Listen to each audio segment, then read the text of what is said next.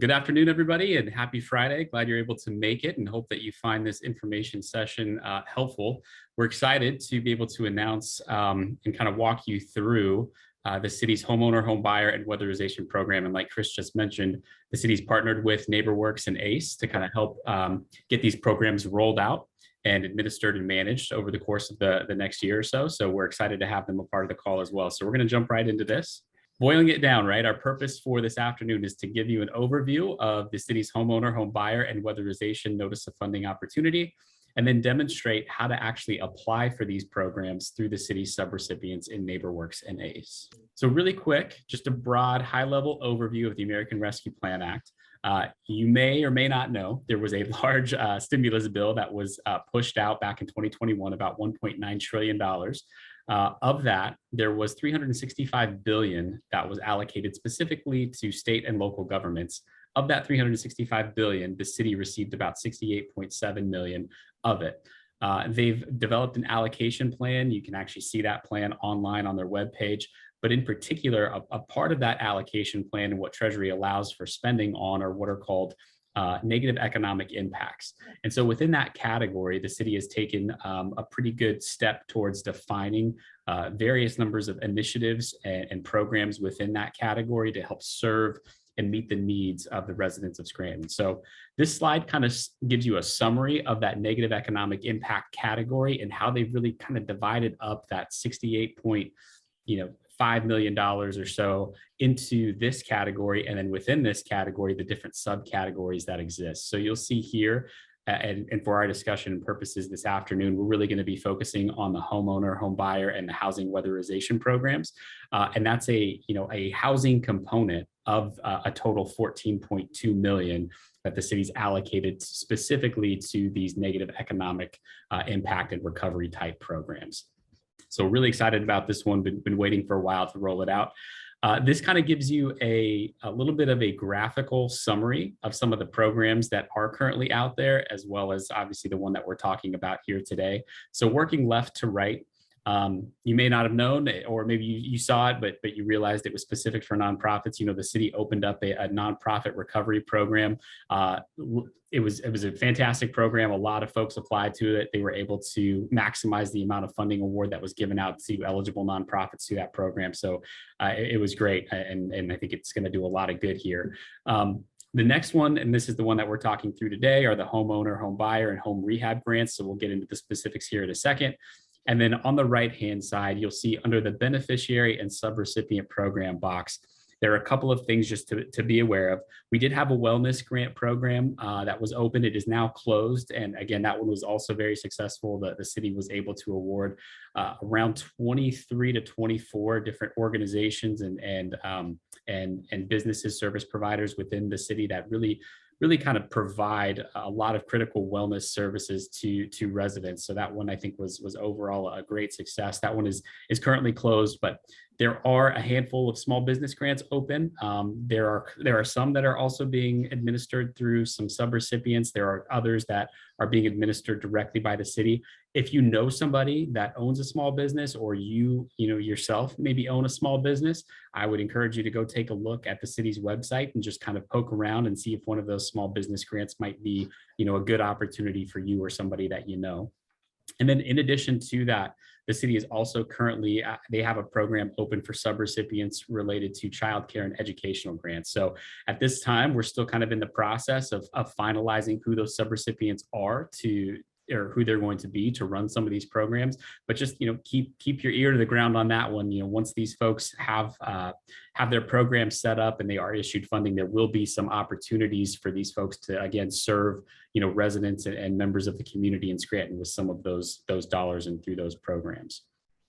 So this slide here is really important, and it's pretty simple when you kind of boil it down, but just need to make sure that we're all on the same page with definitions. So what is a beneficiary versus a subrecipient? So the way that Treasury defines these terms is listed here over here to the right. First and foremost, the city is the recipient or the sole recipient of the $68.5 million worth of ARPA dollars. From there, they have two mechanisms to really get the money out to community. One is through a subrecipient. Subrecipients are those who are carrying out eligible uses of the funds on behalf of the city. So they're responsible for determining eligibility of folks that are applying for some of those programs. They're also responsible for measuring performance of their program based on meeting some objectives that they set kind of early on, and then reporting on some of those objectives and measures as the program runs. They're also responsible for some programmatic decision making and ensuring that federal requirements that are outlined in the award are always followed. And typically, and this is just kind of a typical statement, they're really kind of an entity that's carrying out a program as opposed to an entity that's kind of providing a good or something like that. On the flip side, a beneficiary is really an individual, or it could be an organization. In this instance, it's really going to be mostly individuals, right? Qualifying community members that would either fit the homeowner home buyer program or the weatherization programs, but they'll be the individuals that'll be benefiting from these programs that these subrecipients are setting up. The big difference here is, as a beneficiary, you guys would not be responsible for determining eligibility or compliance. That really resides with the subrecipients. So really all that you guys need to do is, fill out the applications, make sure that they're complete, send them into the subrecipients and NeighborWorks and ACE. And then from there, they kind of do the heavy lifting of determining the eligibility, the compliance, and running the process from there. So a little more definition about these subrecipients. As I mentioned, they are they can be, or they are the eligible third-party nonprofits, private or government organizations, or service providers within the city, carrying out eligible uses on behalf of the city with, adherence to 2 CFR 200, which are the federal requirements for administering these funds. In particular for this program, they've been working with the city, and they've developed, alongside the city, a homeowner, home buyer, and weatherization program to help fight the impacts that COVID has had on Scranton residents, where it's made it difficult to maybe do some of these repairs on your home from a monetary standpoint, or the market's difficult to really buy a home or purchase a home within the city limits. So these programs hopefully help both of those initiatives and help folks really kind of gain some equity and build some equity here within the city. The key here, going back to Treasury guidance and requirements, is that these programs, must be designed to serve those that qualify as either impacted or disproportionately impacted as defined by Treasury.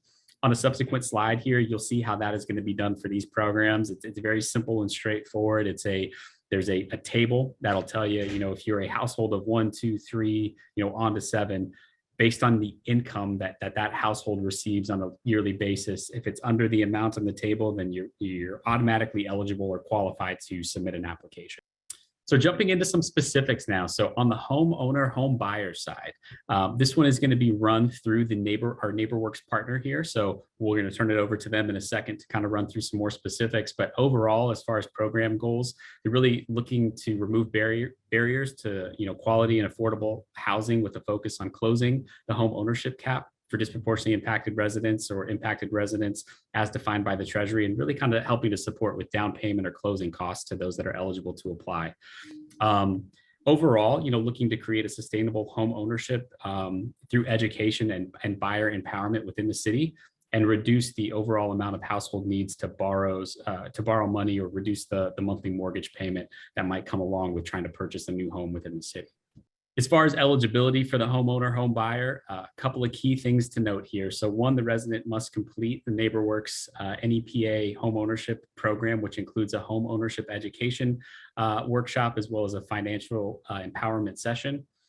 From the Treasury side, applicants, in order to even submit an application, you can't exceed, you've got to be, exceed is the wrong word. You've got to be at or below the 300% federal poverty guideline limit. So below there, you'll see in that table, based on household size, what the income cap is for every household. So if you're a household of 3, for instance, if you're making $74,580 or less, you're automatically, eligible to submit an application. In addition to that, you must be able to qualify for a mortgage that meets quality mortgage standards, and then your home must meet inspection requirements, and funds are 10% of the purchase, not to exceed $20,000. So there is a cap on this grant amount, and that is the $20,000 cap amount there. Moving on to the weatherization program. And again, I think our partners here will talk a little bit more in terms of specifics as well, but some examples of eligible uses as defined by Treasury, right, are funding for weatherization activities that result in energy savings, maybe reduced energy bills, or repairs that help keep occupants and their homes safe. So some specific examples might be funding for housing insulation, updates to heating and cooling ventilation systems, and a functioning or up-to-date lighting and appliances, things like that. It could be also for deferred major repairs that may create or ultimately result in some unsafe or unhealthy living conditions, or funds to repair the home's exterior to address, again, unsafe conditions or potentially some negative impacts to the energy efficiency or insulation of the home's envelope. So on the beneficiary side, what are the eligibility requirements on this side? So one is, again, the first one is always we got to kind of meet the impacted or disproportionately impacted requirement as defined by Treasury. So that same table of the 300% federal poverty guideline is still applicable to this program as well. So again, for weatherization, if you're a household of three and you make below $74,580, you're eligible to submit an application. There are two different programs here to be aware of, and our partners, I think, will kind of talk through this as well. If you are, there's a NeighborWorks Aging in Place program. So if you are 60 years or older, you own your own home, you have a valid and up-to-date homeowners insurance, and you meet that federal poverty guideline income cap limit, we would encourage you to apply for the NeighborWorks Aging in Place weatherization program. If you don't meet those specifics in terms of owning your home or your age or anything like that, but you still meet the federal poverty guideline limit and you're located within the city of Scranton, we'd encourage you to apply for the ACE weatherization program. On that end, you'll also need to complete kind of an income and eligibility check. You'll have to meet with an ACE auditor for a home inspection and some energy education. And again, make sure that we just meet that 300% federal poverty guideline limit. So from here, I'm going to turn it over first, I think, to our partners over at NeighborWorks, and they're going to walk us through a little bit of the specifics about their program and how to apply. As we mentioned, we're going to take a look at the application process for the Homebuyer program. Our process is pretty straightforward, but there are a few steps that you want to be aware of. So in any down payment assistance program, in order to apply, you do have to complete the homebuyer education. So that's part of the reason why NeighborWorks is involved with this program, is because we are a HUD certified housing counseling agency that offers that education. So this gives you the ability to receive the services, the education, as well as the application all in one-stop shop. So you don't have to go to multiple places. So when we look at the education requirement, we do offer that in two ways. We have a in-person course or an online one. So the big difference there is our in-person course is free, and then the online does have a cost associated with it. And that's simply because we use a third-party vendor for that, and that's the cost that they charge. But also keeping in mind that a $50 investment can get you access to a $20,000 grant potentially. The other piece to that is when you complete the education, you are then going to do a one-on-one session. So you don't get the certificate as soon as you complete the education course. The second part to that is having a sit down with one of our HUD-approved housing counselors and doing a one-on-one session. The reason why this is a critical step is because our computer systems have the ability to do soft pulls on credit, and all of our HUD counselors are trained on mortgage requirements. Because even with this grant, in order to actually be able to use the funds, you still have to be able to qualify for a mortgage. So what you do with the HUD certified housing counselor during your one-on-one session is we're going to gather all the documents that a lender is going to ask for. So we're going to, take a look at work history, your credit score, debt to income ratios, and we sit down and we have a customized conversation about what is it that, you might want to change about your finances to be able to qualify for a mortgage. The way I kind of say this is there's two ways to look at it. You can qualify for a mortgage, or you can qualify for an affordable mortgage. So sometimes there's things that we're aware of that you could tweak or change about your finances within a couple of days. That's going to make the difference in how much you're getting charged in your interest rate, closing costs, again, making the purchase more affordable for you in the long run. Once you complete those two steps, the housing counselor will then send you the application. So I mentioned this because you're going to have to fill out paperwork to complete the education, and then you're going to actually complete the application. So I just want to, break those two steps out as separate, because sometimes we have people that are like, oh, I already filled out the paperwork, and they think it's the application. Unfortunately, it is a separate step. It does ask a lot of the same questions, but it does have to be done in order to know that you're submitting for that program and for that fund. Once we receive your application for the program, we'll then do a review and verify that you meet the eligibility requirements. So those are, you've completed the education and you meet the income guidelines. So at that point, when we determine that you're eligible for the program, we will then set up another one-on-one session. And at that point, we'll then go over the program requirements specifically. So there are certain things within the program, such as different requirements. I think that might be on the next page, right? Did we go over that? No, sorry. So what I'll do is I'll share my screen now, and I'll kind of walk through the how to get started with the education to the application. And then I'll also mention one or two of the specifics about the program, just so that way everybody has the basic information that they need to know how to get started. Okay, so if we go to this page is our landing page. So you can see here some highlights, and you can also see that the Scranton program is highlighted on the landing page. But if that doesn't appear, you can go to the Home Ownership Center and then over to Homebuyer Assistance Programs. And that's going to take you right to the information on our homebuyer education as well as the assistance programs. On here, you can also see that there is a link to go to our events calendar. And on our events calendar, you'll be able to find our in-person options. So right now, we typically do not do in-person education during the winter, just because sometimes we have the last minute cancel due to weather. Not as many people are coming out.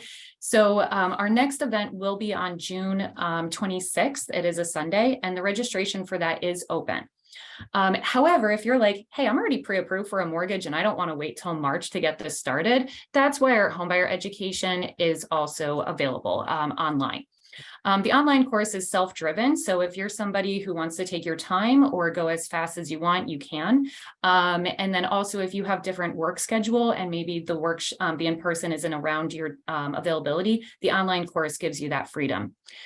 Let's see. And then after this, I will go ahead and show you the application that you receive for the homebuyer program. So again, you want to register for the education. You're going to attend the one-on-one session. And then after that one-on-one session and you've completed the education, you're then going to receive the application through DocuSign. So if anybody's not familiar with DocuSign, that is going to be an email link. It looks just like this. You're going to click View Documents.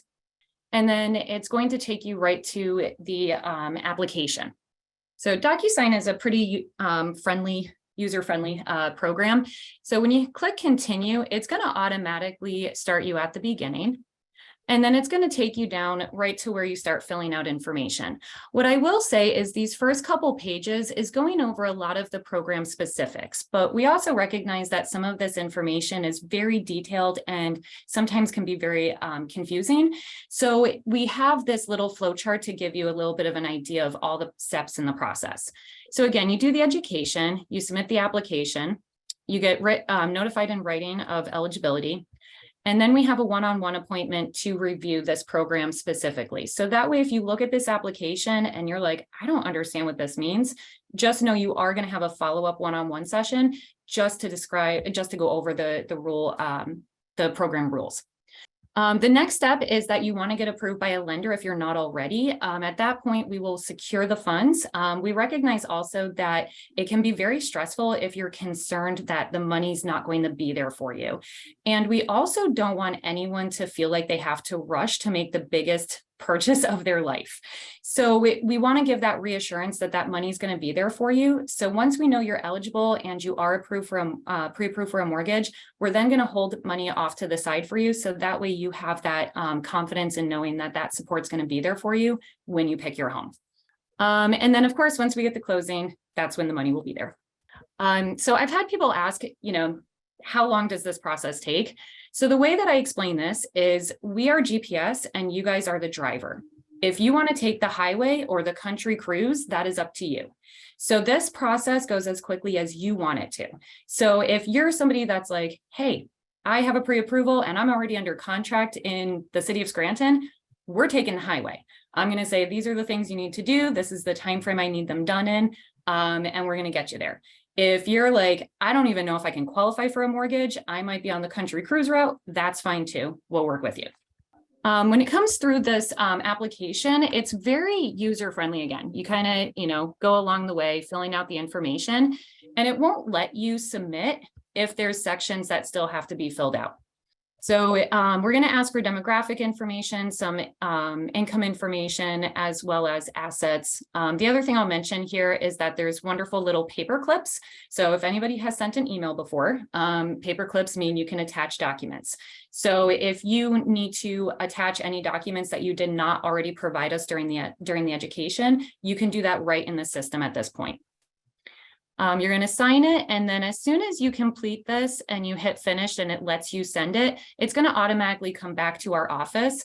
At that point, as I mentioned, we'll review it. We'll check to see if there's any additional information that we may need. And then once we determine that you're eligible for the program, we'll then be in touch to go over the program guidelines specifically. I'm going to ask our other colleague from NeighborWorks, Mary, to discuss the Aging in Place program. So good afternoon, I'm Mary. I'm the Aging in Place Manager here at NeighborWorks. So the Aging in Place program, as Chris mentioned, will be overseeing some of the rehab for the city of Scranton. This is specifically for older adults in the city so what is an older adult in the city of Scranton? So to be classified as that, you must be over the age of 60. Or one of the applicants must be over the age, 60 or over the age of 60. And so that's really important to know, because Greg will talk about if you're not, but also I wanted to clarify that not everyone in the home has to be age 60 or over, just one of the applicants must be age 60 or over. And so through the Aging in Place process, the application, we are not as fancy as our cohort here, the homeownership. So we do have two ways for you to access our application. And Desi, do you mind clicking on the URL there? So you can go to our website. Pamela already showed you where our landing page is. And so as she accessed programs and services to get to her own home ownership tab, you can do the same to get to Aging in Place. I've brought us right here to our older adult rehabilitation program landing page.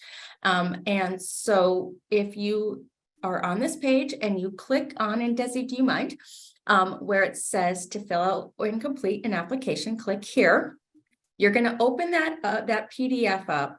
You're going to download it and fill in all of the information. So we're asking for some basic information to assist us in being able to identify eligibility. Name, co-applicant name, your county of residence. For other Aging in Place services, we do cover Lackawanna, Luzerne, and Wayne counties. Your address, as Chris had mentioned, as Desi had mentioned, we do need to verify that you own the home or are not a renter. And so if you do not own the home and perhaps a close friend or family member owns the home, please identify that. That will help in verification. And then, we're asking for contact number, email address, etc. We do ask that you list your sources of income. We also are going to request that you send in those documentation proofs, as well as dates of birth, so that we know who's in the home. As this program cites, you cannot be behind on your property taxes, so we are going to verify that. Also, the Aging in Place program runs several different programs within it. And so we are going to ask about any delinquencies you may have so that we can try to better assist you in reducing the debt of the home. Once that's completed, we are going to ask you, and then there's just demographic information, to please print that, include your proof of documentation, your proof of income documentation, as well as your proof of homeowner's insurance.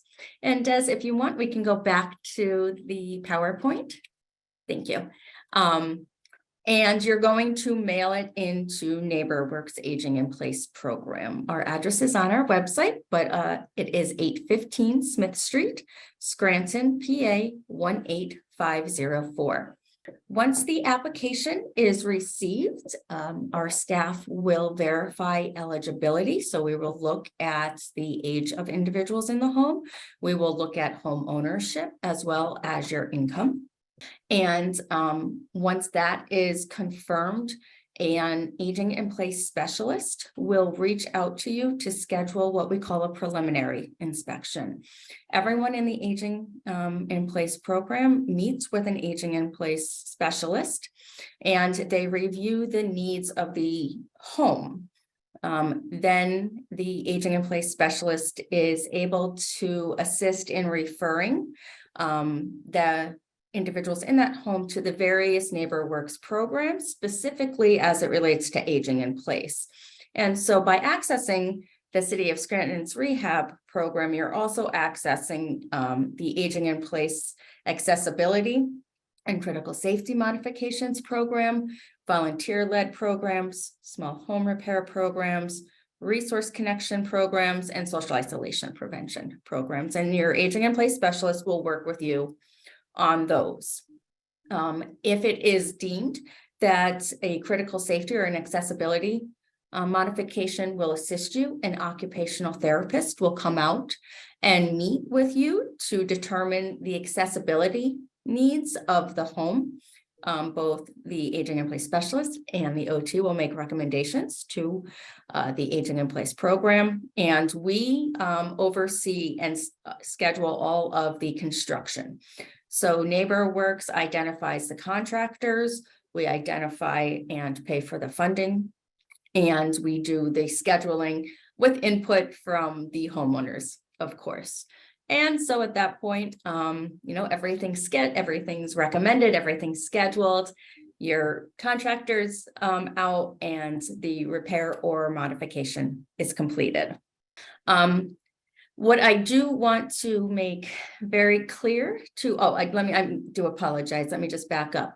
If the aging in place specialist identifies that you do not need an accessibility modification, we will then send out our small home repair technician who will review the need or rehab repair that you've identified and confirm what needs to be done to communicate to the appropriate contractor. So you will have 2 meetings with NeighborWorks staff. So next. So what I do want to make clear for this program is that, we identify, and I'm sure Greg is going to talk about the same thing from ACE, is there is a lot of need for this program in the community. We already have extensive waiting lists for all of the aging in place services. Please be aware that if you mail in an application, it may take some time for us to get to contacting you. We are working on it. We are trying to make sure that we're able to assist everybody, but as I previously mentioned, there's a lot of need. And so we just request your patience. If you are unable to access the application online on our website, you are more than welcome to call the office or stop by our office, and we can provide you with a paper copy to complete and mail in to us. As we know, I'll take questions at the end, and Greg, I'm going to turn it over to you. My name is Greg Gentile. I'm the Director of Weatherization over at ACE of NEPA. And ultimately, the way this program is going to help us is it's going to allow us to get to homes which we would be able ordinarily not be able to weatherize. For example, if you go onto our website, you'll see acenepa.org. You can click on the left-hand side. There's a menu. You can go to weatherization. There's a great video on there from UGI. And it shows you ultimately what weatherization is and all of the services that go on in weatherization, from everything from insulation to some window repair to actually even taking a look at the furnace, possibly even getting furnace repaired, major repairs to the furnace. Anything that kind of requires health and safety, possibly some plumbing repairs. So if you look at, let's just say even insulation, just to give you a quick, brief glimpse, if you said you needed to insulate the attic, but the roof was leaking, in UGI's program, there's no money to fix the roof, and you can't insulate a house or tighten up a house. You'll create mold. So we would just have to ordinarily walk away from that house. Now, what this program is going to allow us to do is either repair or replace that entire roof. And then go ahead and insulate that house, give those people, a chance to really energy save. People that have been disproportionately affected. The Department of Energy has found that people who fall either 200% federal poverty below are disproportionately disproportionately affected for energy savings. They bear a greater burden of the energy cost in America. So this is ultimately what the program is here to do. Now, doors and windows have always been somewhat troubling for us to do. Department of Energy on their program, which is the other program that we run weatherization through, they've essentially not really allowed us to replace doors and windows. This program will allow us to do a broader door and window replace depending on the guidelines. So if you go back out of here, Desi, from the slide, go to your slide. You'll see that, and I think even the next one. So there's the phone number right there, 963-6836. You'll call in. We have either a voicemail box or you can just hit the weatherization number, and you'll get someone here on our intake staff who will help you and guide you through the application process. We don't have our application online, but we can do it via DocuSign. So we can send applications out to homeowners and they can do it all online.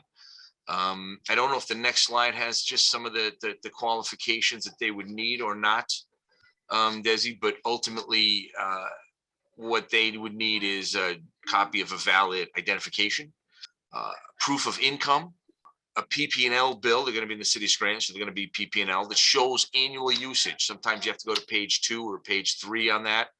And then also either a UGI or a propane, if you're a propane customer, a gas bill that once again shows annual usage.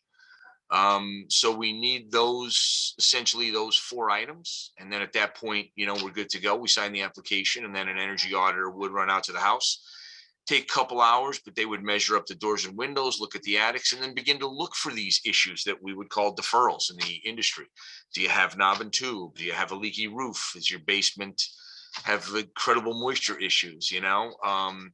Issues that previously we could address slightly or do some small things, but now this is going to allow us to do a lot more, really remediate these issues, and allow somebody to go ahead, and ordinarily we'd have to walk away. Now we can go ahead and do that. And actually, I think one of the later slides, you're going to see there's a duplication of beneficiary that we would have to fill out, but our grant programs would kind of allow us to stack grants as well too. So you can, in some cases, even get potentially more than just this grant. We can actually apply a little more money that we would be ordinarily using. If you have a couple of repairs, let's say you have knob and tube and you need a full roof replacement, you're going to go over the 20,000. Honestly, if it's 20, 25, 26,000, we could go ahead and kick in extra money on separate grants and go ahead and remediate or take care of all of it. So it kind of allows us to do that. We use outside contractors, licensed in the city. And we throw out a bid proposal process. They'll go out there, get bids. We'll come back and award it to the lowest bidder, depending on the scope of work. Sometimes you have to run out there and see exactly for yourself. Somebody may be bidding for not quite the proper amount of work, or so we take all that into account. But just, I guess, to sort of go over it a little bit is to caution that, like for us, we're not going to be able to sort of resurface the floor. You know what I mean? Or get you new kitchen cabinets. I mean, these are going to be repairs that would prevent weatherization. My foundation's crumbling, or, really there's a river running through. Well, now we can go ahead and maybe put a French drain system in and take care of it, as appropriately as it needs to be taken care of. So these are sort of the issues, take care of that full roof. So I think that's kind of where we're at with our program here as far as what you're going to get from us. I think the program in its pure form is 300% federal poverty. And I know we debated this. Our programs are 200% federal poverty. We do use HUD qualifications, which sometimes based on median income can ramp it up. But for ACE's portion of this, I would think 200% federal poverty, when you call us. Call in if you're under 300%, but we may have to work that out and see if that's actually going to fly for us. Because a lot of our grant programs to be able to weatherize your house then have to be 200%. So at the end of the day, it wouldn't really make sense. But that's ultimately, again, for us, the big part is to go ahead and take care of some of these major issues, major repair issues that ultimately we would just have to, walk away from and not be able to take care of for people. So at the end of the day, either visit the website or just call in and we'll start the intake process rolling for us. It's a little more of a simple process, depending on how swamped we are, turnaround times could be a little quicker. But I know in the case of one person that just literally came through on Monday that Chris knows of, we got the audit done today. So we're already moving on that and looking to sort of take care of the roof for that person, So we can go quicker, but I would caution that, as Mary was kind of alluding to, sometimes, we're kind of really slammed up and we're doing the best we can given the current environments. But at the end of the day, that's really the nuts and bolts of our program. There might be a little more detail to it, but by and large, that's where we're at. Awesome. Thank you for that, Greg. So, Greg, you had a great segue into the next slide, which is the duplication of benefit part of this grant as well. So one last part and piece that'll have to go along with applications to both NeighborWorks and ACE for whatever program it is, Homebuyer or Weatherization, aging in place, is a duplication of benefit form. It's a really simple exercise. It is a Treasury requirement. There is a stipulation that Treasury wants to just make sure that, cities and subrecipients they've got a process in place to make sure that a beneficiary, right, isn't applying for multiple grants, because there are a lot of different opportunities now available, not only through the city of Scranton, but through the county, other sources of funding where you apply for, 5 grants or multiple grants for the same impact or need, and then end up, pocketing money from 4 of the 5 grants and just using one of them, right? It's not meant to do that. That's not in the spirit of what we're trying to do here. The spirit is to try and help those in need as much as possible and really kind of broaden that help and take it as far as we can. So a really quick, simple exercise here. It's a 1-page form. The only pieces of information that we need from you all is and the form is obviously, there's a small photo of it here, but it's going to be a full-size form so you can zoom in and read the instructions. But it's real simple in terms of total need for most people. If it's the total down payment assistance that you're in need of, right, to make this first home purchase within Scranton, that total need is going to be that total down payment request. Is it 20,000? Is it 30,000? Whatever it is it 15,000? You're going to put that number there.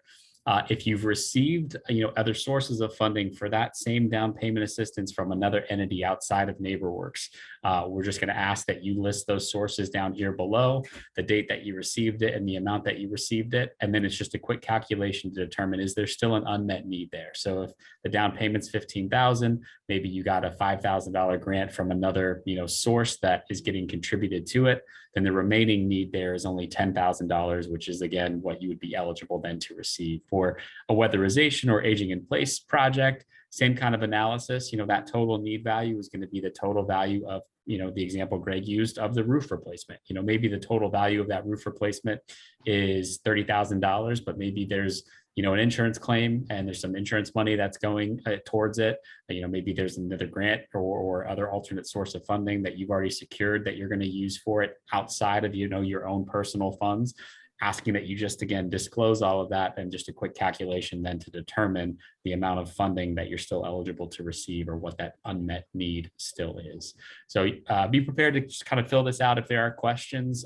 You can ask either NeighborWorks or ACE for clarity, and in turn, NeighborWorks and ACE, feel free. You can always ask us for clarity as well if there's a specific example that you kind of just want to bounce it off us. You're not sure if this applies or not. We're happy to field those questions as they come in as well. So we're going to end here. This is the end of the presentation. Just a quick recap here on the timeline. So the applications did open on February 6th. Obviously, today is this informational session and application assistance webinar. Like Chris said, it is video recorded and will be made available online, so you can feel free to revisit it anytime that you'd like. The application process will be open until the end of this year, but the applications will be reviewed and awards will be determined on a rolling basis. So that goes to say, if you have the information that you need now, what your request is, you're able to put in a comprehensive and a complete application. We encourage you to do that as soon as you can, so that we can keep the rolling award and review of these applications going as they come in. So with that, I'm going to turn it back over to Chris, and we're going to field some questions, I believe. I have a hand raised for Sharice. Sharice, if you want to unmute and ask your question, you're more than welcome. Well, great presentation, everyone. Hello. I did come in a little late. So one of my major concerns include how would bad credit interrupt or delay or even possibly deny your application with you all? Is that for home ownership or rehab? Home ownership, first time buyers. Sure. So that's a great question. The grant is contingent on someone being able to qualify for a mortgage and purchase a home. So where credit plays a role is it's going to be up to the lender if you can get a mortgage. However, that's also why we do offer the homebuyer education as a prerequisite to the application, because we, as HUD certified housing counselors, we offer a free credit repair program.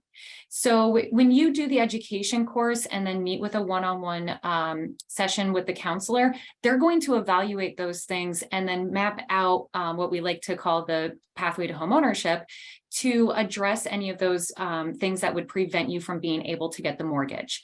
So in that sense, the program funds themselves are not necessarily dependent on credit score, but they are dependent on your ability to get a quality mortgage.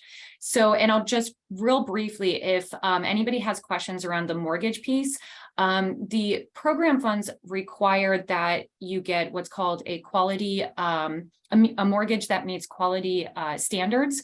So if you Google quality mortgage standards, there's actually like a set criteria. And the loans that fall into that criteria are your standard mortgages. So that's Fannie Mae, Freddie Mac, FHA loans. All of those mortgages are acceptable.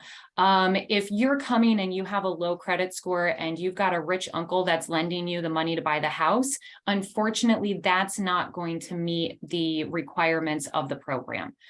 So hopefully that answers your question. Yes, thank you. Great. I have another hand raised from Judy. Judy, if you want to go ahead and ask your question. Okay, hi. I'm actually not calling, or I'm not on the bridge for me. I am on the bridge for a 72-year-old homeowner in the city of Scranton who desperately needs a new roof. So I've listened to a lot of your presentation today. And is that an aging in place that goes through NeighborWorks, or is that best better suited with Greg Gentile with ACE in order to get that cared for? Very low income, we're talking 12 grand a year.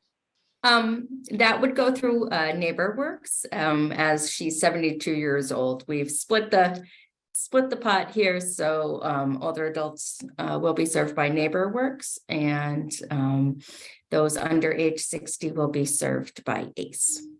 Okay, so yours is only online, your application. This person is 72 years old, doesn't even have an internet connection. Nope. Is there any way that if she brought the information to you, you could help her fill that application out? Yep. Yes. So you or her or anyone can call our office at 570-558-2490 and request an application be mailed.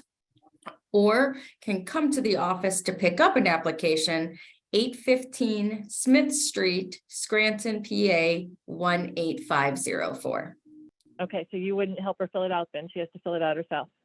Well, I mean, Okay. if she needs assistance, we can help her to fill it out, but we would have to know that in advance. And if I may just jump in off of Mary, the program got split with the 60 and over due to the duplication and everything, but I mean, that is something we could also handle if there was a situation where we continue to have funds and potentially funds and vice versa. So I think in that instance, you could actually, you know what I mean? If funds dry up, it's something we can't handle. And just for other people out there in different situations, we also can go out to the house and help fill out the paperwork. Just so that's not a big issue. We aren't just computer driven or DocuSign driven. Often we run out to the house and help a client fill the paperwork out. So actually, Greg, that's probably more of what this individual needs. So can you contact me offline and we make an appointment for somebody to come out to her house? Or Sure, no? we can do that, but I think Mary can also, right? I think Mary can also get somebody out there. Yes, They do that as well. Yeah, we right? just need to, yes, we do. So we can have someone come out and assist with the application and gather the documents. What I meant was if you can give us a call or she can give us a call to arrange that. Okay. So if older adults do need assistance in filling stuff out, we're happy to assist with that, but Okay. they can come in or we can mail it as well.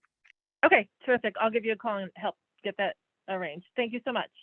I'll also mention with the Homebuyer program, I showed, our information's on our website and we send the application through DocuSign. But if somebody has barriers to technology, we always have paper versions. People can call, we can mail it out to you, you can pick it up. So again, that support's always available for anybody who needs it. You know what, and just to dovetail off Therese's question, for us, credit is of no consequence, so. Very good. Thank you, Greg. I'm going to go to a question in the chat. Mary, it's directed at you. Does my mother qualify if she is not the homeowner, but I own the home and we reside together in the home? Also, what would you cover? Yes, your mother does still qualify as long as she is not a renter. So if your mother does not pay you a monthly agreed upon amount towards her stay there or her ability to live there, then we can assist with rehabilitation services and repair services as well. So it depends on what the needs of the house are for what your mom qualifies for. Once somebody is deemed eligible for the Aging in Place program, the opportunities for programming are critical and accessibility modifications now in the city of Scranton, rehab and repair, rehabs and repairs, volunteer-led services, small home repair services, resource connection, and social isolation prevention services. And all of those services and all of the programs and eligibility for each of those is discussed at the preliminary assessment, which is conducted by our Aging in Place specialist prior to any work being done. We got a big okay. Thank you so much on the chat. So that's good. That's great. Folks, we're at the hour and I want to be respectful of everybody else's time. So if you continue to have questions about these programs, I would be more than happy to direct anyone to the appropriate services. I've handled a lot of phone calls and emails already this week. There's a lot of great interest in this program. My email address is in the chat, but for anybody who may have trouble accessing that, it's the first letter C and the last name Hughes, HUGHES at scrantonpa.gov. Pam and Mary and Greg have gotten a flurry of emails from me already this week. We've been connecting folks with services already. So I want to make sure that we can run a successful program and get help in the city where it's most needed. But with that, I am going to conclude because it doesn't look like there's any other questions coming in.